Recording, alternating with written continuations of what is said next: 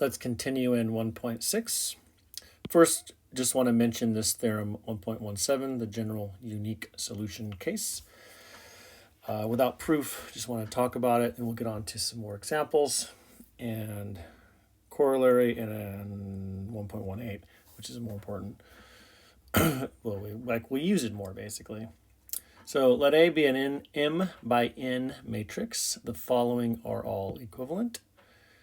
So each consistent system has a unique solution. So 2, this is a little strange at first. The reduced row echelon form of A consists of the N by N identity matrix, followed by M minus N rows of zeros. So depends on the size. And so it's implied here, like this can't be negative. So you have to have a certain number of, so M has to be bigger than N, otherwise it wouldn't really make sense. So consider that, I guess. So 3, the column vectors of A form a basis for the column space of A. So again, that's same kind of concept. You don't have entire row to zero out. They're not linear combinations of each other kind of thing. They're unique, each vector.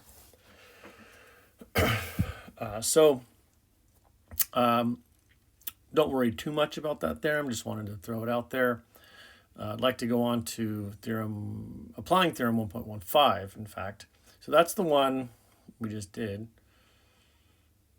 back here to prove that one. So this one is kind of more applicable to everything we're going to be doing.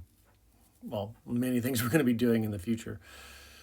So, so the set is a basis for W, right, for that span if and only if it has to do with 0. So 0 is a unique linear combination.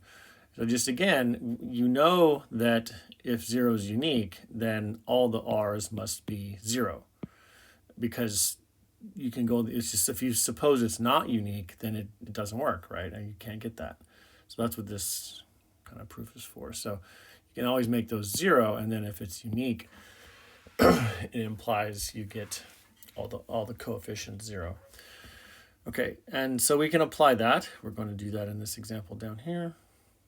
Right here, right. This is number 27 and 28 in the book. Consider the matrix. Do the row vectors form a basis for the span of V2? So it would basically be, like W is a subset of Rn. Oops, I meant to say R2. All right, so is the span of these, so is that a basis? So we're looking at the row vectors. All right, so what you can do is form a matrix like this. So you can say, so A, let's let V equal the row vector 2, negative 6, 1,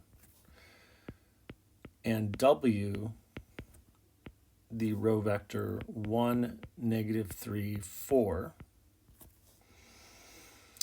And we want to see, so check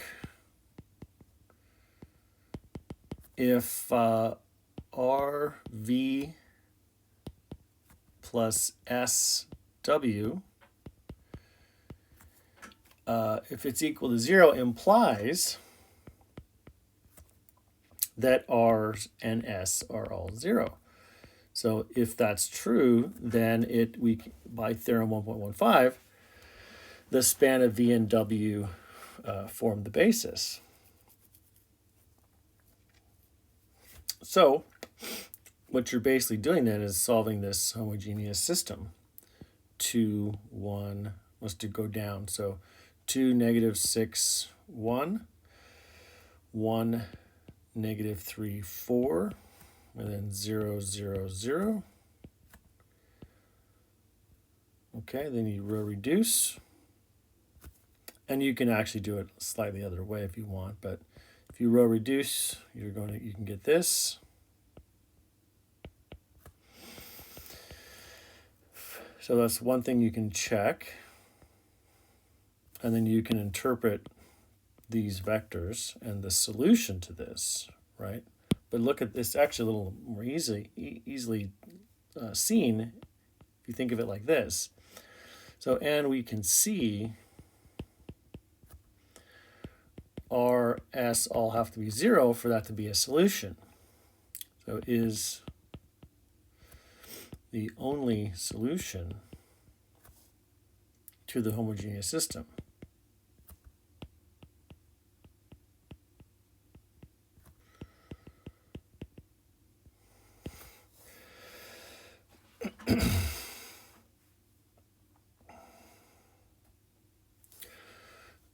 So if you try to basically solve this thing, basically so these both have to be 0, right? I mean, you just divide these out. And the only way you get it to be 0 if these are 0. So the only way this to be is 0 if all of the coefficients of both R. So this is basically R and S.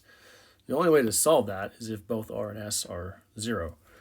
That's the idea.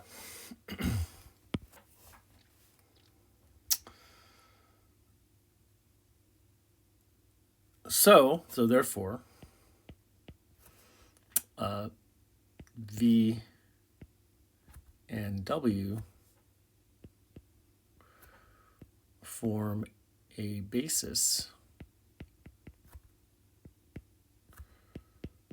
for the span of VW. Okay, B.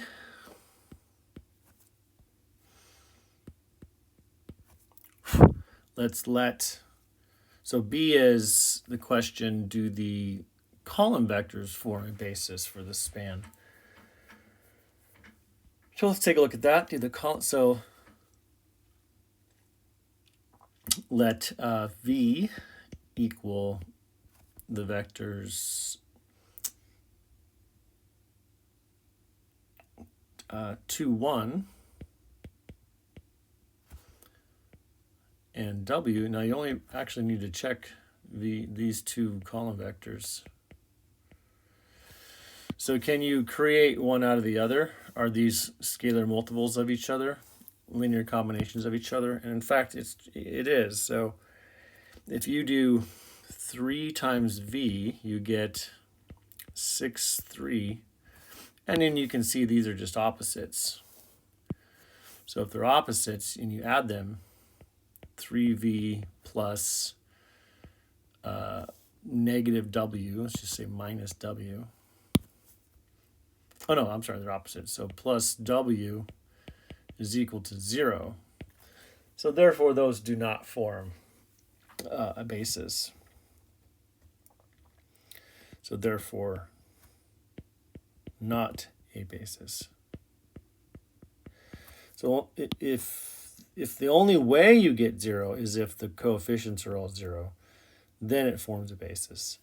So in this case, it doesn't, right? You add those up and you get the 0 vector. Therefore, they're not a basis by theorem 1.15. So both of these are by theorem 1.15. Again, a bit more applicable than the other theorem above. Okay. The corollary is a little, that's what I usually talk about more. So this is corollary.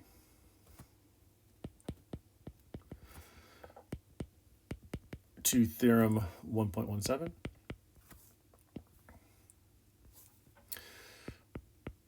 So if a linear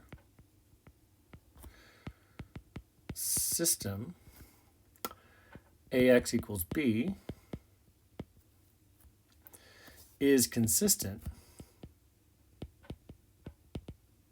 So again, consistent just means there exists a solution. It could be unique or it could be infinite.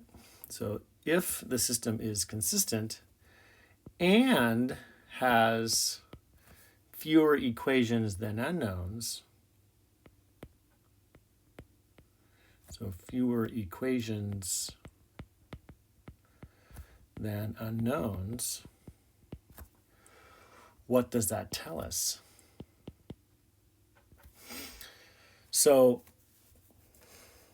basically the one to picture is like two planes. So if you have like, you know, ax plus by equal to c, oops, it's not a plane.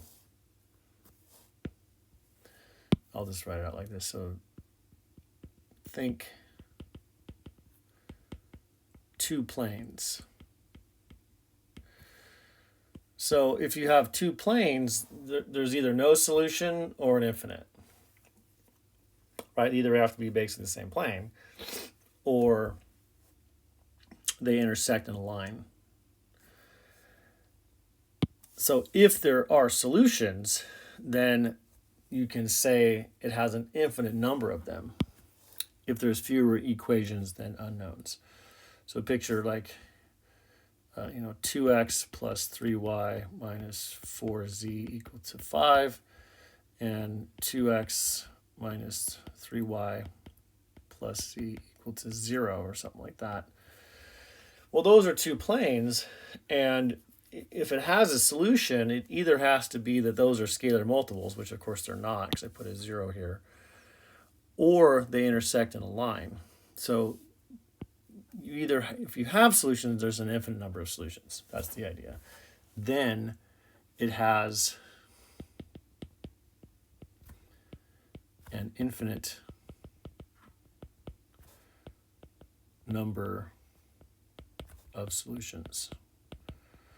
I'm not going to go through that proof, but so look at it. It does. I think it does it by contradiction. Let's see. Corollary. Well, there's two corollaries actually. Yeah. So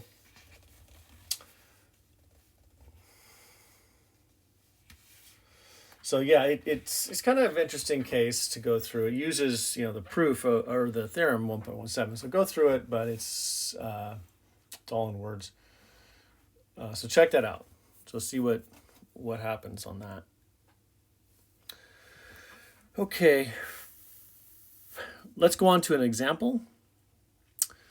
This next example I have written out to save a little time, so you can try it.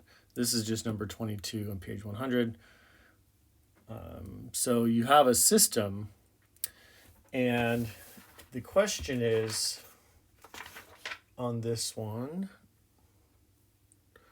on number 20, find a basis for the solution set of the given homogeneous linear system. So it's given homogeneous. So you set up your matrix, do your row reduction. Okay, so you row reduce, and you get something like this. So the setup is exactly the same as we've been doing, just like I've been showing you.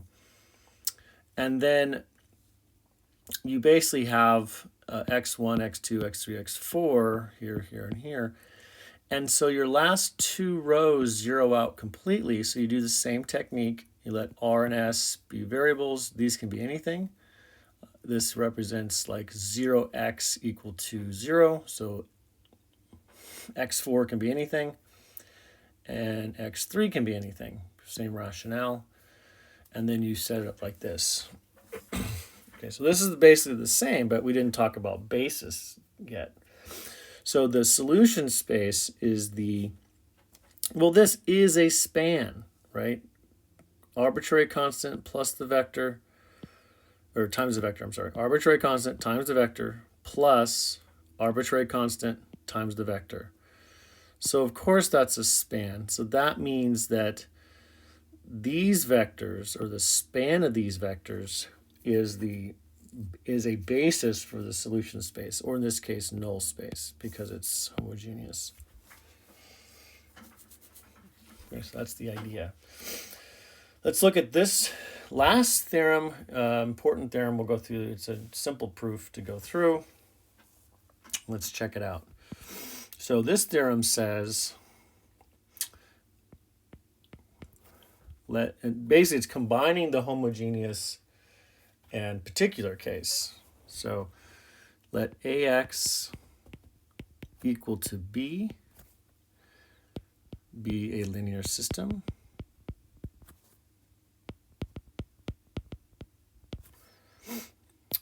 if P is any particular solution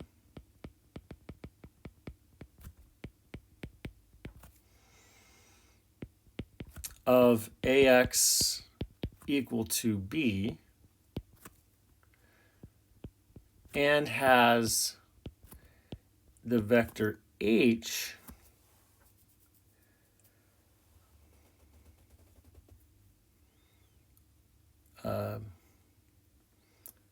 a solution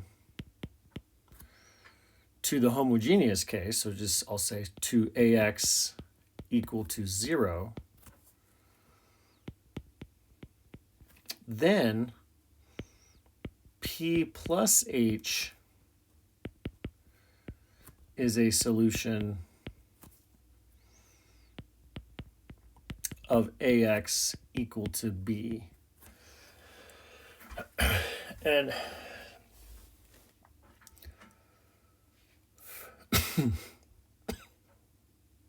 so every solution of a system, so in other words, another way of saying that then is every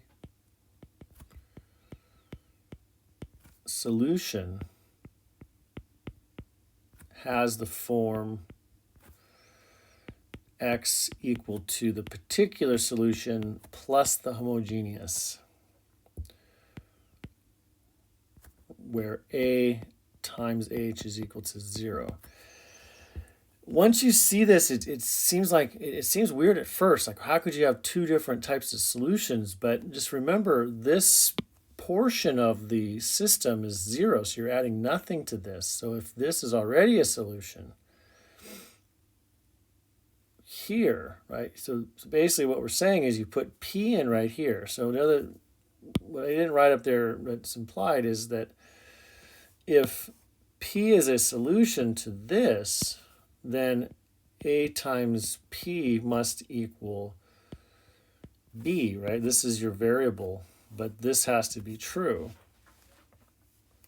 So this is, the proof is somewhat obvious once you see it, but I guess all of math is like that. So let's let P be a solution to the system AX equal to B, and H a solution to AX equals 0, the homogeneous case. So really all you do is you just plug it in and see what happens. A times P plus H, so this is a matrix, so you got to do matrix multiplication. Right side multiplication is basically A times P plus A times H. But AH is 0, so you just get B plus 0, which is equal to B. Now, to show this, though, you need to show that it is unique.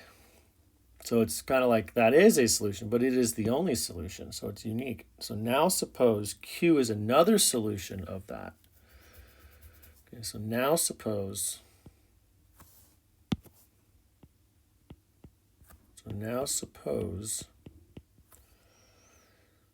Q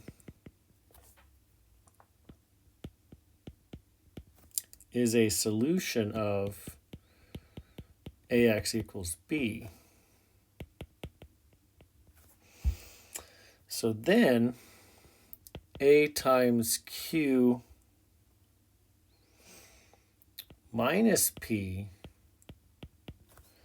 is equal to A times Q minus A times P, which equals, right, so I'm not using H right now, I'm using Q and P. So Q is a solution to this, so then I've already assumed that P is a solution. So this implies you get B minus b, which is equal to the 0 vector. So the only way that can be true is that this difference is 0. So therefore, q minus p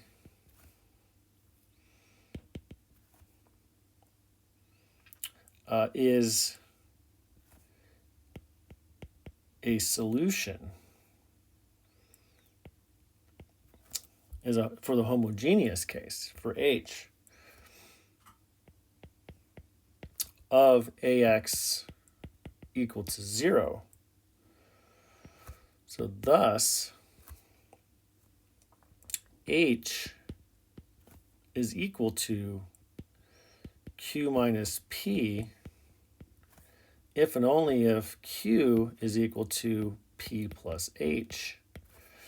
So we just showed that Q also, I forgot my vectors in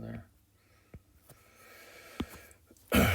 So you get that this is equal to this. So that must equal H. So if this equals H, it's Q minus P. But now just solve for Q. And so Q is P plus H. Well, what was P? Where's P? P was the same thing, right? There it is, right there, P plus H. So that's also the same thing. That's a solution. So those must be the same. Therefore, it is unique.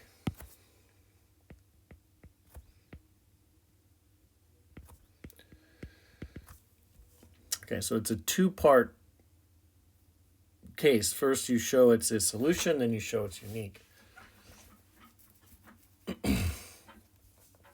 Okay, I believe that wraps up 1.6.